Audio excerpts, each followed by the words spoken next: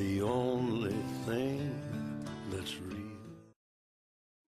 Japan began to invade Hong Kong less than 8 hours after the attack on Pearl Harbor. The needle tears the hole, the old familiar.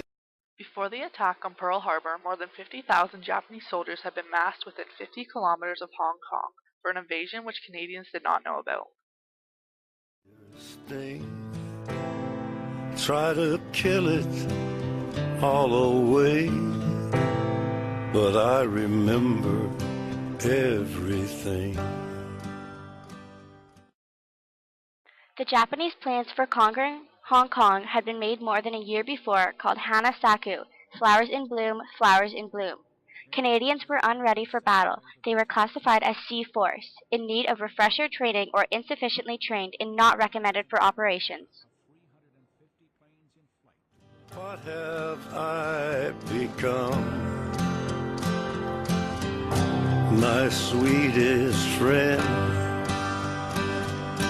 everyone I know goes away. Canadians' jobs were to defend positions on the nearby island of Hong Kong, although 30% of Canadian soldiers had never fired a shot in rifle practice. December 8, 1941, Japan launched its attack on Hong Kong. Japanese destroyed docks, military barracks, gun emplacements, and 5 old RAF airplanes on the British airfield. They had no help from the sea. The Japanese sunk the 2 main British ships, Prince of Wales and Repulse, at Pearl Harbor. In the air, and you could have it all. Troops were ordered across the water to Hong Kong Island, and on December 8th, thousands of Japanese troops began crossing to Hong Kong. For the next 3.5 years, Canadian prisoners were kept in barracks and used for slave labor. The death rate in Japanese prisoner of war camps was 6 times higher than in German camps. The Canadians were outnumbered by 10 to 1, and on Christmas Day, 1941, Hong Kong officially surrendered. When the invasion finally ended, every Canadian soldier in Hong Kong had been killed or been taken captive by the Japanese. My empire of dirt, I will let you down. I will make you hurt. George MacDonald, a veteran, shared a compelling story of his captivity. It is not about how the Canadians were defeated, it's about how they fought and how they behaved against impossible odds. The battle for Hong Kong marked the first time Canadians saw combat in the Second World War, suffered casualties, and witnessed troops being taken captive.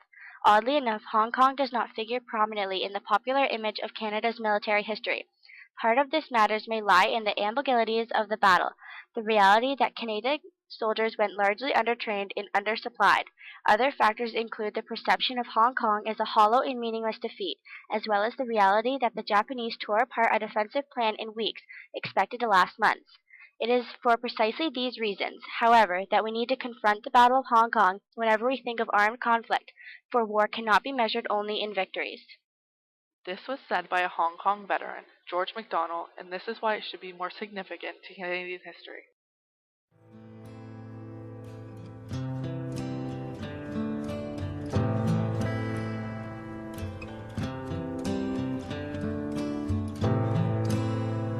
I wear this crown of thorns